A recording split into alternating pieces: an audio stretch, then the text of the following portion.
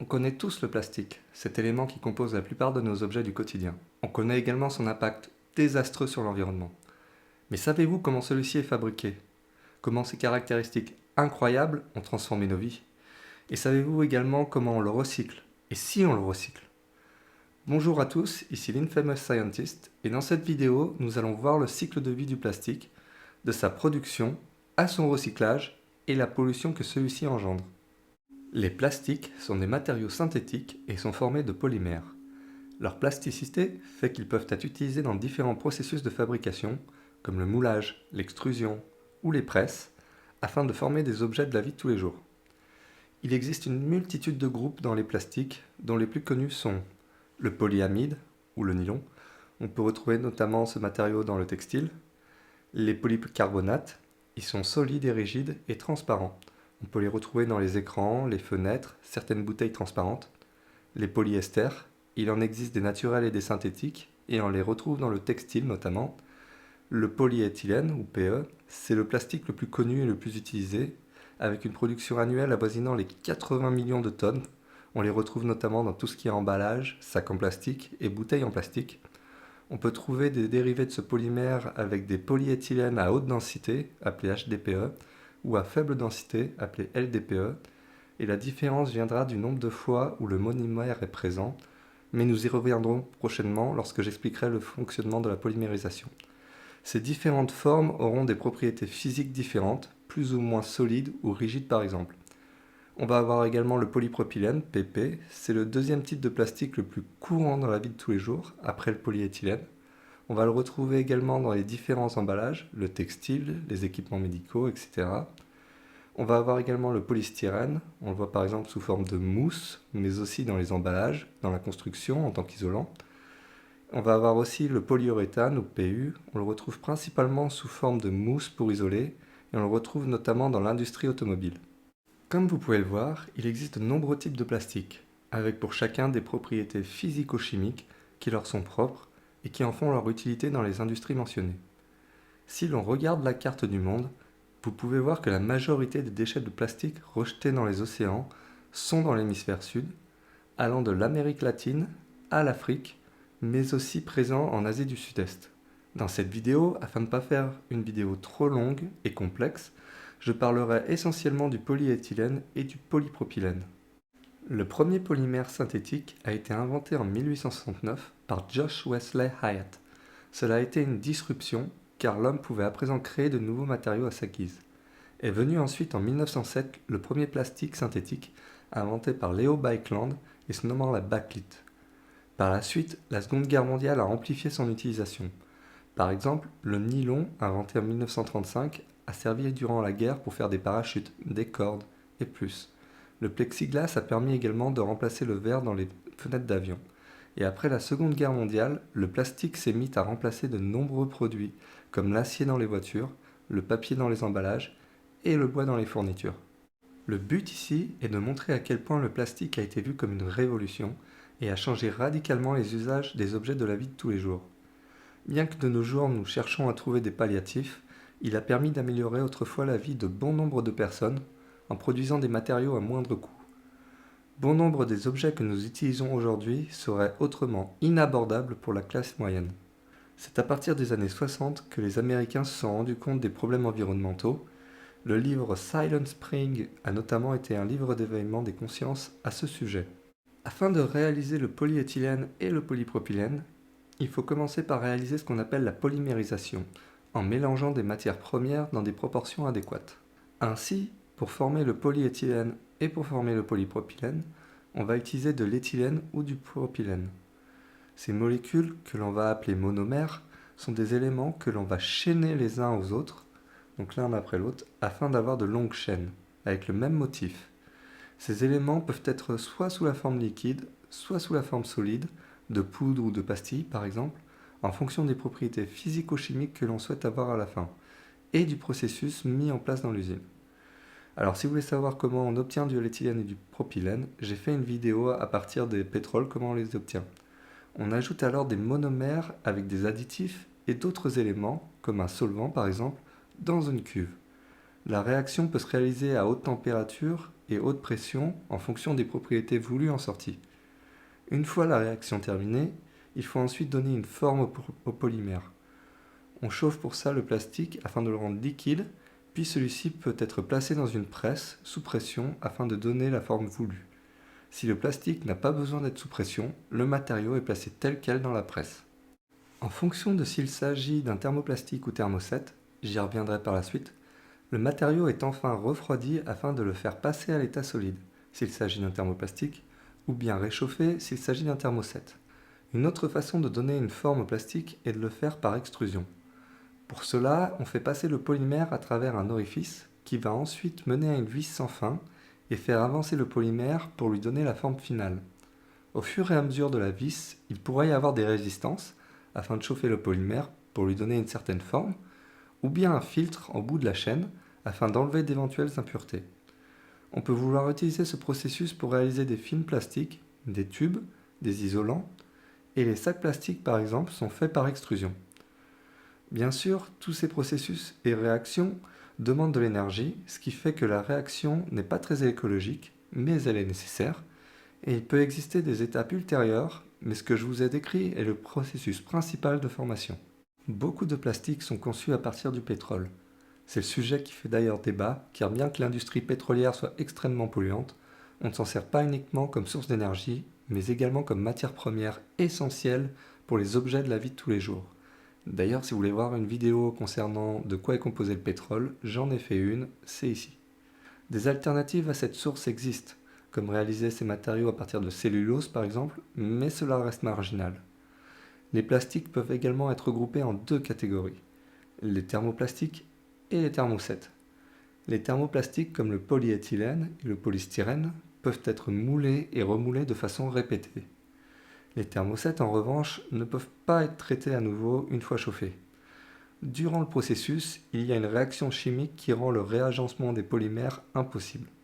Si on chauffe à nouveau le matériau, celui-ci se dégradera plutôt que de passer à une forme amorphe avant d'être à nouveau utilisé. Par définition, les thermoplastiques gardent leur forme jusqu'à une certaine température, qui est la température de transition vitreuse, qui est au-dessus de cette température, donne au matériau des capacités d'être plus malléable. C'est une sorte d'état transitoire entre la forme solide et la forme liquide, une forme caoutchouteuse en quelque sorte. Et cependant, certains de ces thermoplastiques vont directement à la phase liquide, due à leur structure non cristalline. Dans beaucoup de plastiques, le polymère n'est qu'un des composants du matériau. Il est courant d'ajouter des additifs afin de donner au polymère les propriétés voulues, comme par exemple des plastifiants, pour rendre un plastique souple et jouer sur la température de transition vitreuse, des colorants et des stabilisants pour allonger la durée de vie du matériau.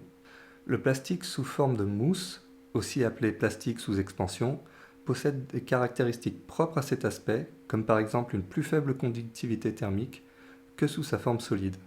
Donc il peut être utilisé comme isolant. Il a également une meilleure capacité à absorber les chocs, comme dans les emballages.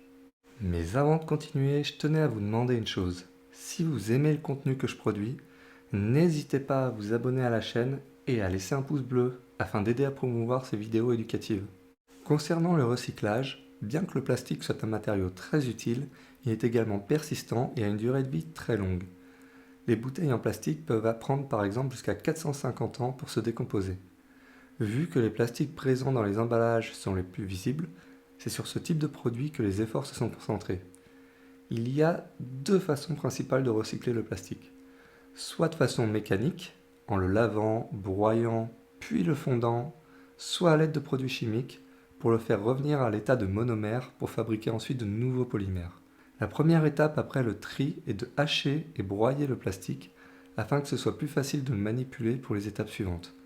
Il faut ensuite nettoyer le plastique pour enlever tout ce qui est solvant ou adhésif restant sur le matériau. Il existe également des processus afin d'accélérer la décomposition naturelle via l'utilisation de bactéries, mais cela ne concerne pas tous les plastiques, loin de là. Et ce processus peut cependant être envisagé pour les stations d'épuration et permettrait de produire de l'énergie durant la décomposition. En général, les thermoplastiques peuvent être recyclés plus facilement que les thermosets. Il y a cependant des limitations au recyclage de ces matériaux.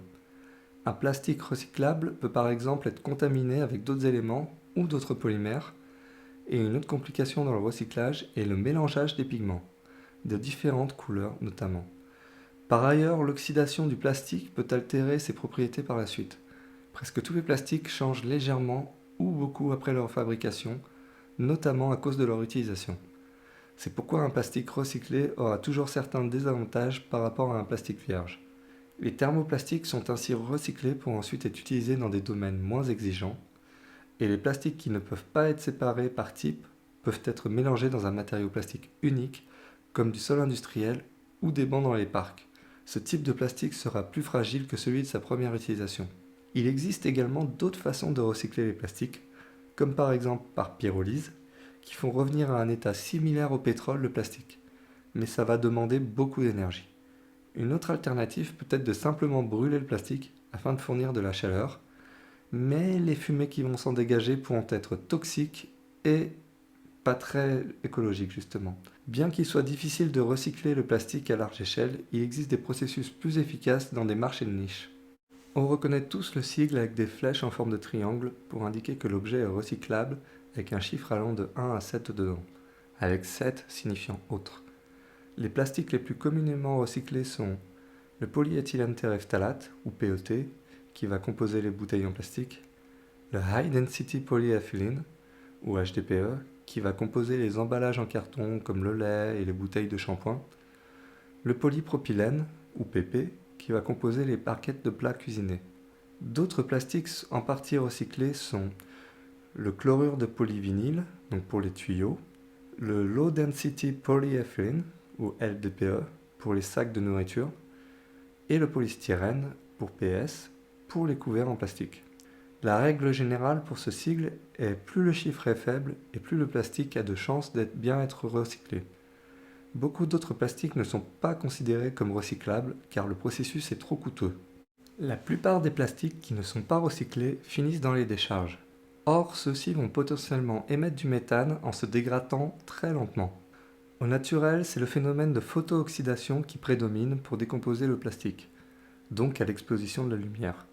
Par ailleurs, il y a également la libération progressive de toxines au fur et à mesure de la dégradation du plastique, due à tous les autres composants présents dans celui-ci, en plus du polymère de base. En plus, les plastiques peuvent également capter des toxines présentes dans leur environnement, comme des métaux lourds, ce qui va rendre d'autant plus nocif la dégradation de celui-ci. Et enfin, à cela va s'ajouter le fait que les microbes vont se développer à la surface de ces microplastiques, formant une sorte de biofilm par-dessus le matériau et pouvant disséminer des pathogènes. Concernant les bioplastiques, ce sont des plastiques faits avec des éléments biologiques, comme des plantes, au moins partiellement, ou des aliments, donc les patates, le sucre de maïs par exemple, et peuvent être décomposés par des bactéries dans un délai raisonnable, mais dans des conditions spécifiques. Cependant, ce n'est pas parce que ces bioplastiques sont faits à partir de plantes qu'ils se décomposent complètement. Il est possible qu'il reste des éléments qui persistent dans la nature. Et il va exister 3 termes pour parler de bioplastique. Le premier, c'est dégradable. Tous les plastiques le sont, c'est juste qu'il faut un temps très long pour qu'ils se décomposent. Il peut falloir ajouter des produits chimiques pour accélérer la décomposition. Le deuxième, c'est compostable. Ces plastiques peuvent se décomposer naturellement dans l'eau, parfois dans un jardin ou bien dans des sites industriels. Une fois composté, il va rester plus de résidus toxiques.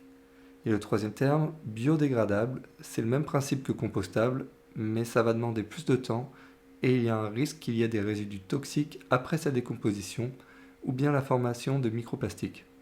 La quantité de combustible fossile requis pour sa conception est moins importante que pour un plastique traditionnel. Cependant, certains plastiques ne peuvent être décomposés que sur des sites industriels, car il faut une forte chaleur pour décomposer le plastique en question. Il faut par ailleurs séparer le bioplastique du plastique recyclable afin que le bioplastique ne contamine pas l'autre. Bien que l'on pourrait penser que les bioplastiques peuvent se décomposer naturellement à l'air libre, dans nos composts, la plupart du temps, il n'en est rien et ils ne sont dégradables que dans des sites industriels. Si les bioplastiques allaient dans les océans, ils se casseraient en petits éléments comme des plastiques traditionnels. Et les plastiques biodégradables ne prennent que 3 à 6 mois pour se décomposer entièrement, ce qui est plus rapide que des centaines d'années pour les plastiques conventionnels. Le problème cependant est que le passage à l'échelle industrielle est difficile à cause des coûts de production.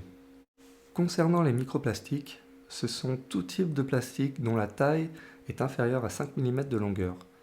La communauté scientifique sépare même ces microplastiques en deux sous-groupes.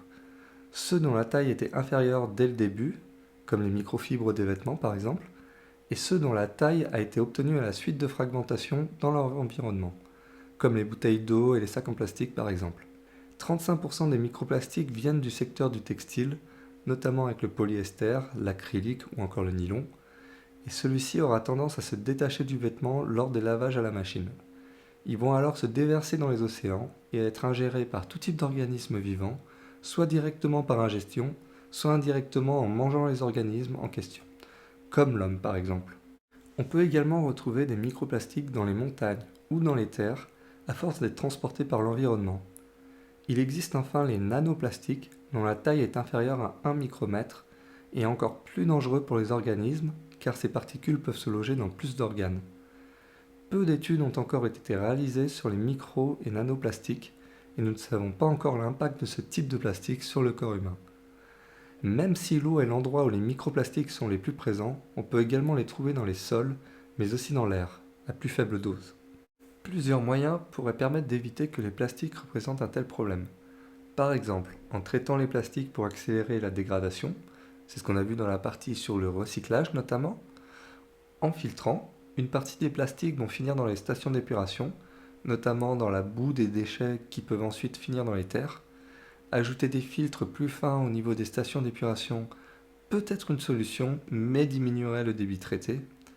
Et ajouter des filtres à la source de l'émission de ces déchets, comme des filtres dans les machines à laver, pourrait permettre de réduire grandement la quantité de microplastiques, par exemple, sans que la perte de débit soit aussi problématique. Une loi va être appliquée à partir de 2025 pour les machines à laver en France. Cependant, à 80 € le surcoût initial, puis 20 € pour changer le filtre tous les 6 mois, pas sûr que beaucoup de personnes appliqueront rigoureusement cette procédure. D'autant que la majorité des microfibres sont relâchées lors des premiers lavages. Une autre solution pourrait être de demander aux industriels de laver plusieurs fois leurs vêtements avant de les vendre pour bénéficier d'un effet de volume. Une autre astuce consiste à utiliser un sac contenant tous les vêtements que l'on place dans la machine pour que celui-ci retienne la plupart des microfibres. Et parmi les autres solutions à envisager, on peut considérer placer des systèmes de collecte des plastiques près des côtes et d'éduquer les gens afin de promouvoir justement le recyclage. Les plastiques représentent un vaste problème qui nécessiteront du temps et une multitude de solutions afin d'y venir à bout. De par leur stabilité lors de leur conception, par polymérisation, les plastiques sont des composés très stables, se dégradant lentement dans la nature. Il n'existe pas un seul plastique, ce qui rend les processus de recyclage d'autant plus compliqués. De plus, seulement une infime partie des plastiques est recyclée actuellement. Les bioplastiques semblent faire partie de la solution, mais ne sont pas la panacée non plus. Ils nécessitent la plupart du temps d'être traités dans des usines de retraitement. Par ailleurs, les micro- et nanoplastiques représentent un danger encore plus grand, car plus complexe à traiter. Très peu d'études ont été réalisées et nous ne savons pas leur impact sur le corps humain. La meilleure solution pour avoir le plus d'impact reste encore de moins produire de plastique et de filtrer ces plastiques à la source. Voilà, c'était une vue à 360 degrés des enjeux du plastique. J'espère que cette vidéo vous a plu. Si vous avez aimé, n'hésitez pas à laisser un like ou un commentaire et j'y répondrai avec grand plaisir. Je vous dis à une prochaine pour une autre vidéo. Ciao!